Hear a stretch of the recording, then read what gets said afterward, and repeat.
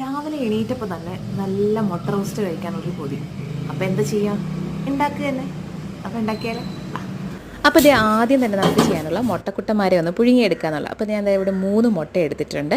അതങ്ങോട്ട് മാറ്റി വെച്ചിട്ട് ഒരു പാൻ അടുപ്പത്തോട്ട് വെച്ചിട്ട് ഈ കാണുന്ന സാധനങ്ങളും കുറച്ച് പെരുംജീരകം കൂടി ചേർത്ത് ഒന്ന് ചതച്ച് മാറ്റി വെച്ചേക്കണേ.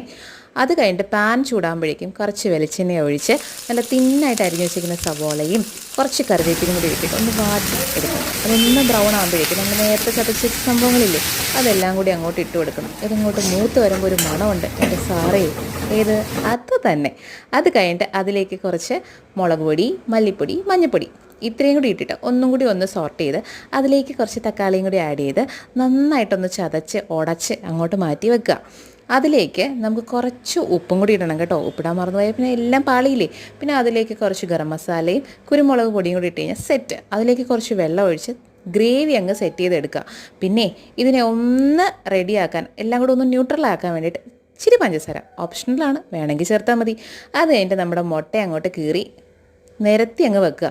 അത് കഴിഞ്ഞ് എല്ലാം കൂടി ഒന്ന് യോജിപ്പിച്ച് എടുത്തു കഴിഞ്ഞാൽ അതിലേക്ക് കുറച്ച് കുരുമുളകും പിന്നെ ആവശ്യത്തിന് മല്ലിച്ചെപ്പും കൂടി ആഡ് ചെയ്ത് കഴിഞ്ഞാൽ നമ്മുടെ മുട്ട റോസ്റ്റ് റെഡി.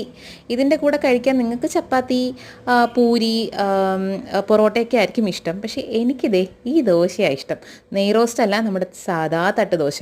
അതും കൂടി കൂട്ടി ഒരു പിടി പിടിച്ചാൽ ഉണ്ടല്ലോ പിന്നെ അടിപൊളിയാണ്. അയ്യോ, അപ്പോൾ ഞാൻ എന്നിട്ടൊന്ന് കഴിക്കട്ടെ കേട്ടോ. അടിപൊളിയായിരുന്നു ബൈ ദ വേ.